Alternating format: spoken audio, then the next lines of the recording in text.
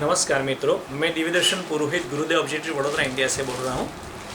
मित्रों, वर्तमान में जो वायरस के तहत हम और पूरा विश्व जी रहा है वो कोविड-19 यानी कि कोरोना वायरस चाइना द्वारा फैलाया गया एक बहुत बड़ा विषैला युद्ध है। एक चाइना द्वारा फैलाया गया है एक बहुत बड़ा ये कीटाणु है। मित्रों, चाइना के बारे में जो भी हम बात करें वो बहुत छोटी है। चाइना साइंस में इतना महारत हासिल कर चुका है। वो उसकी 150 करोड़ की आबादी में आप नहीं मानेंगे, 1.25 से 2 करोड़ तक साइंटिस्ट अभी उनके पास हैं, जिसमें इंजीनियर्स भी है और साइंटिस्ट भी है। 1.25 से 2 करोड़ तक साइंटिस्ट चाइना के लिए बेतहाशा काम करते हैं।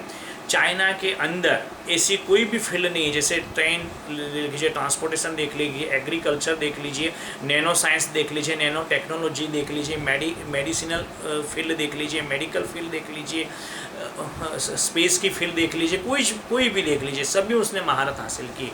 स्पेस साइंटिस्ट के रूप में अगर हम बात करें तो स्पेस के अंदर उसने 5 देशों के भीतर अपना एक कदम छोड़ दिया है और वो सबसे प्रथम देश बना है चंद्र के उस साइड पर, डार्क साइड पर जाने का, जहाँ अब तक नासा या ईसा या इसरो कोई भी नहीं पहुंच पाए, वहाँ तक वो पहुंच गया है।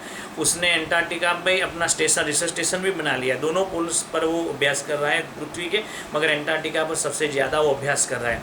उसने स्वमानव यान भी छोड़ दिया था।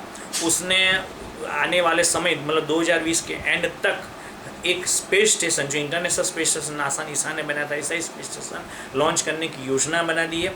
वो मिलिट्री के क्षेत्र में बहुत बड़ा आगे बढ़ चुका है। उसके पास में ऐसे उन्होंने 1967 में हाइड्रोजन बम तो इस्तेमाल कर ही दिया था, और ऐसे एटॉमिक हथियार माने जाते हैं कि ऐसे हैं कि वो पूरी पृथ्वी को तहस नहस कर सकते हैं। मगर उन सबसे ज़्यादा मैं मानता हूँ कि इनकी जो मानसिकता है, चाइनीज़ मानसिकता, वो इतनी डेंजर है कि जो साइंस की फील्ड है वो लोक कल्याण के लिए, लोग के उपयोग के लिए, जन कल्याण के लिए आनी चाहिए थी। उसकी जगह उन्होंने बेतहाशा अपनी जेब भरने के लिए, अपना ही स्वार्थ साधने के लिए, अपना ही उल्लू सीधा करने के लिए उसका इस्तेमाल किया गया है। और उसने जो सबसे खतरनाक मेरे हिसाब से है वो स्पेस साइंस और मेडिसिन दोनों को मिला करके उन्होंने जेनेटिक इंजीनियरिंग में और बायोटेक्नोलॉजी में बहुत हासिल की है महारत। ये जो बायोटेक्नोलॉजी है वो बायो वेपन्स जनरेट करती है, जेनेटिक कोड बदल सकती है, डीएनए को चेंज कर सकती है, जेनेटिक जितने भी कोड्स है उसको चेंज कर देना, यानी पूरी की पूरी सभ्यता को चेंज कर देना। उन्होंने बायोलॉजिकल वेपन्स भी तैयार किए ही हैं, और हमारा ये मानना है कि कोरोना उसकी एक निशानी है।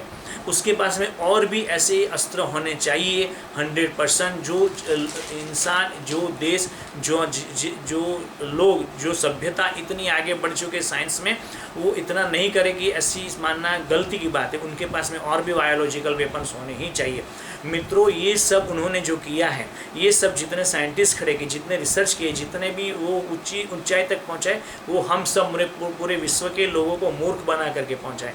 हमारे पैसों से हमने वहाँ पर उद्योग डाले हैं, हमने ही वहाँ के माल को खरीदा है, हमने वहाँ के इकोनॉमी का पोषण किया है। अपने देश की इकोनॉमी को, हमारे देश के छोटे छोटे व्यापारियों को एक साइड पर रख करके हमने चाइना की ही इकोनॉमी का हमने को पोषण पिछले 2 दशक से हम लोग कर रहे हैं, पूरा विश्व कर रहा है। अभी समय आ गया है, कुदरत ने हमको बताया है कि भारत मेरा महान है, भारत जगत गुरु बनाना है हमें, और भारत के लिए ही जीना है। तो चाइना का बहिष्कार करना ही पड़ेगा, नहीं तो ये दौड़, अंधी दौड़ पूरी होने वाली नहीं है। जैसे जापान ने वहाँ से कंट्रोल कर दिया, अपने उद्योगों को वापस बुला लिया, जापान ने काफ़ी कुछ इकोनॉमिकल वहाँ पर ऑब्स्टेकल लगा दिए हैं।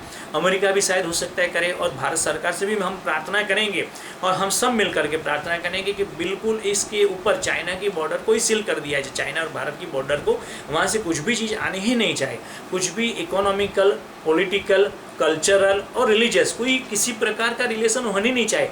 जो कंट्री पूरे विश्व को इतनी भयंकर मुसीबत में डाल सकता है, हजारों साल हमको पीछे धकेल दे सकता है, उस कंट्री से में संबंध कैसे, कोई भी राजनीतिक संबंध नहीं होने चाहिए, कोई भी आर्थिक या धार्मिक या कल्चर, सामाजिक सांस्कृतिक संबंध बिल्कुल होने नहीं चाहिए। और हम और आप क्या कर सकते हैं? हम और आप छोटे आदमी, हम कोई डिसीजन मेकर आदमी है नहीं, हमारे पास में कोई पावर है नहीं, मगर हमारे पास में पावर है जनता की। शक्ति।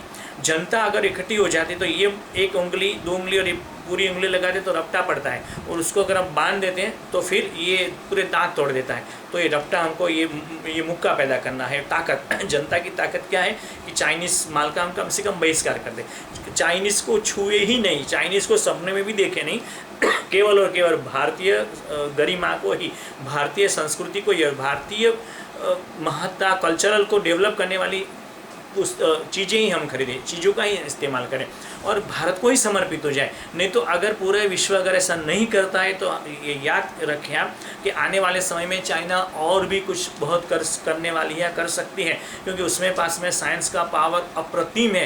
पूरा विश्व एक बार साइड हो जाए और पूरा चाइना एक बार हो जाए, उतना पावर उसके पास में साइंस का भरा हुआ, इतना माइंड है, उसकी कैपेसिटी, उसने सब बंद करके ही रखा है। अभी आपने वर्तमान में सुना होगा, उसने सूर्य से भी 7 गुना ज़्यादा तापमान बनाने वाला आर्टिफिशियल सन भी क्रिएट कर दिया है, जो बायोलॉजिकल वेपन बना सकता है, जो इसे सन क्रिएट कर सकता है, जो नैनो टेक्नोलॉजी में डेवलप कर सकता है, उसको कुछ भी कर सकता है। तो मित्रों, हमें उससे बचने की ज़रूरत है। और अगर हमें हमारी आने वाली संस्कृति को श्रेष्ठ बनाना है, हमारे आने वाली पीढ़ी को कीटाणु युद्ध से, विषाणु युद्ध से, बायोलॉजिकल युद्ध से बचाना है, तो हमें कम्प्लीटली भारत की ओर ही वापस घूमना पड़ेगा। चाइना का पूर्ण रूप से बहिष्कार करें, सरकार के ऊपर भी ऐसा दबाव डाला जाए कि हम चाइना को कल्चरली, रिलीजियसली और पॉलिटिकली उसको हम निग्लेक्ट ही करना चाहें, उसे कट ऑफ ही करना चाहते हैं।